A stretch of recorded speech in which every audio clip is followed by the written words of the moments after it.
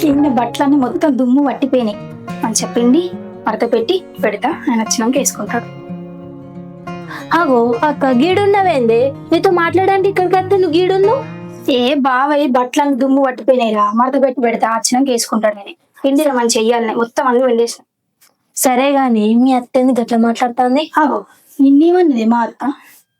Mutton వేయకుండ్రి, chicken 2 ముక్కలు వేయండి, స్వీట్లు తినకండి, ఎండాకాలంలో తినద్దు అని అట్లా మాట్లాడుతుంది మీ అత్త. అయ్యో ఇప్పుడు ఏమైతుంది, గణేష్ కోసం మటన్ తీసుకొచ్చింది మా అత్తమ్మ, అందుకే మనల్ని తినకని చెప్పింది.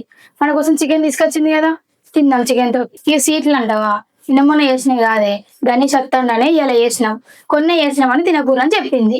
ఇలా తప్పేమున్నది, అన్నిటికీ తప్పు తీసుకుంటాను. గట్లే కాదే, ఏమైనా ఉంటే నేను సార్ తీసుకోపోయి మాట్లాడాలి కానీ మా ముందట చికెన్ వేసుకోవద్దు, మటన్ వేసుకోవద్దు అంటే మాకు ఎట్లా అనిపించాలి? మా ఇంట్లో లేక వచ్చినామా, మీ ఇంట్లో తినడానికి వచ్చినామా? గట్లా లేనో లెక్క మాట్లాడుతుంది ఏంది? ఏం మా అత్త గణేష్ మీద ప్రేమతో గట్లనే మాట్లాడుతుంది.